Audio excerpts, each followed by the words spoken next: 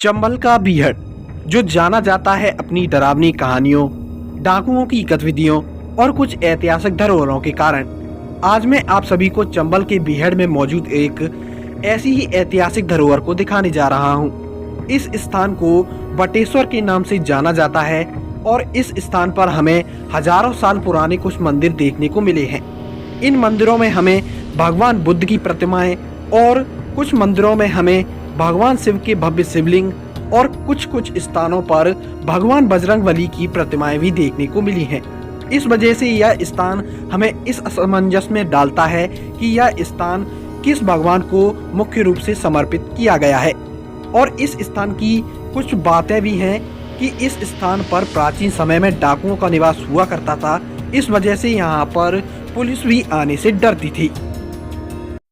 तो नमस्कार दोस्तों, मैं आपका भाई सूरज आप सभी का स्वागत करता हूं हमारे YouTube चैनल BS व्लॉगर की एक और नई ऐतिहासिक वीडियो में।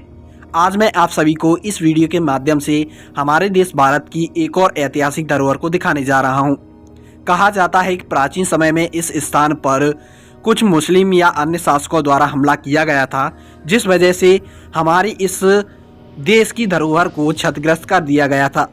कुछ समय पहले यह स्थान खंडरों और कुछ टूटे पत्थरों में तब्दील हो चुके थे, लेकिन हमारे देश के एक आर्कियोलॉजी डिपार्टमेंट के व्यक्ति के द्वारा आज हम इस स्थान को देख पा रहे हैं। उस व्यक्ति का नाम है के मोहम्मद, जिनकी वजह से आज हमारी इस देश की धरोहर को संग्रहित या सुरक्षित बनाया गया है।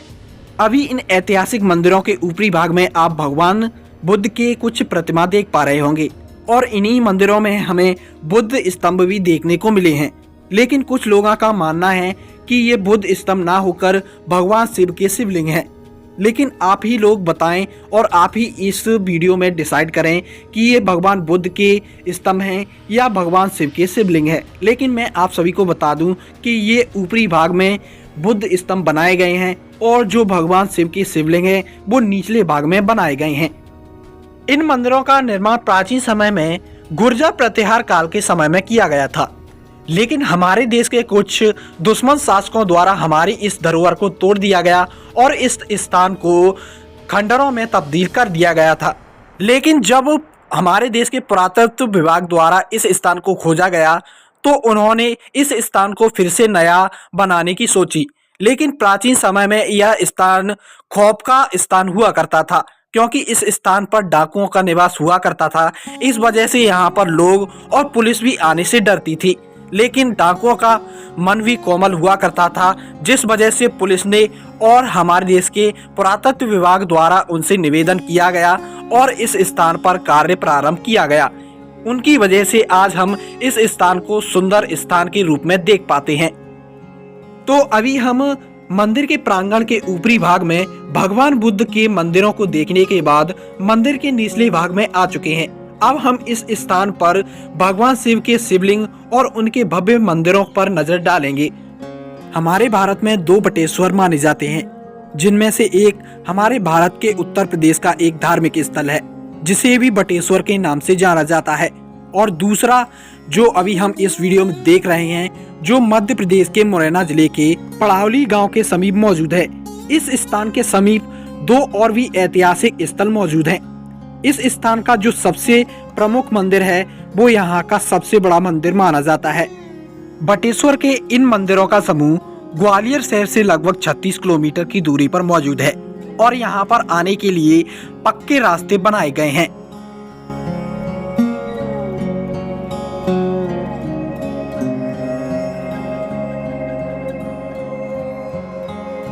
अभी हम इस स्थान के सबसे निचले भाग में आ चुके हैं। यहाँ पर हमें भगवान शिव के मंदिर देखने मिल रहे हैं और इन मंदिरों पर सुंदर सी नक्काशी भी देखने को मिल रही है। इन मंदिरों के शिखरों को तोड़ दिया गया था, जो वर्तमान समय में संरक्षित और पुनः निर्मित किए जा रहे हैं। यहाँ पर आप देखेंगे तो यहाँ पर हर एक मंदिर को सुंदर तरीके से बनाया गया है। अब हम यहाँ पर मंदिरों के मुख्य गर्भगृह में मौजूद भगवान शिव के शिवलिंग और उनकी सुंदरता को देखने के साथ साथ भगवान शिव के शिवलिंग और भगवान बुद्ध के स्तंभों में अंतर पहचानेंगे। अब हम यहाँ पर भगवान शिव के छोटे छोटे मंदिरों को देखने के बाद इन अनेकों मंदिरों में से एक भगवान शिव के सबसे मुख्य मंदिर की ओर आगे बढ़ रहे हैं। इस मंदिर को देखने के लिए हमें एक छोटे से तलघर का सामना करना पड़ता है। जब हम उस तलघर में प्रवेश करते हैं तो यहाँ पर भी हमें भगवान शिव के छोटे छोटे मंदिरों के अलावा अनेक मंदिर यहाँ पर देखने को मिलते हैं। और यहीं पर हम उस स्थान को देखेंगे जहाँ पर एक शिला पर इस मंदिर का इतिहास लिखा गया है। तो यहाँ पर हम प्राचीन समय के लोगों का दिमाग भी देखेंगे कि किस प्रकार से मंदिर के पानी को बाहर की ओर निकाला जाता था। तो यहाँ पर एक बड़े से शिला पर भी आप देखेंगे कि यहाँ पर इन मंदिरों का प्राचीन इतिहास भी इस शिला पर दर्शाया गया है। तो यहाँ पर अब हम इस वीडियो में भगवान शिव के यहाँ पर मौजूद सबसे मुख्य शिवलिंग की ओर नजर डाल पा रहे हैं। इस शिवलिंग की पूजा यहाँ के लोगों द्वारा निरंतर प्रतिदिन की जाती है और कहा जाता है कि भगवान शंकर उन सभी की मनोकामना पूरी अवश्य करते हैं। तो अब हम यहाँ पर भगवान शिव के सभी छोटे और बड़े मंदिरों को देखने के बाद मंदिर के ऊपरी भाग में फिर से चलेंगे और यहाँ पर मौजूद एक तालाब को देखने के साथ साथ यहाँ पर मौजूद भगवान बजरंगबली की भी प्रतिमा के दर्शन करेंगे। तो अभी हम भगवान शिव के मंदिरों के गर्भगृह से ऊपर की ओर आ चुके हैं। यहाँ पर हमें एक छोटा सा तालाब देखने को मिलता है।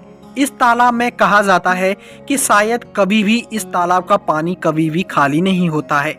इस तालाब की गहराई देखने में तो कम लगती है, लेकिन बताया जाता है कि इस तालाब की गहराई भी बहुत है।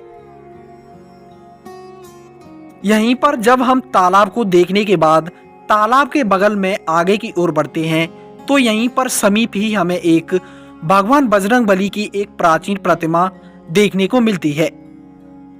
यहीं पर आप कुछ मंदिरों की ओर नजर डालेंगे तो यहाँ पर कुछ मंदिर सही अवस्था में देखने को मिलेंगे और कुछ मंदिर अभी भी हमें खंडर रूप में देखने को मिलते हैं।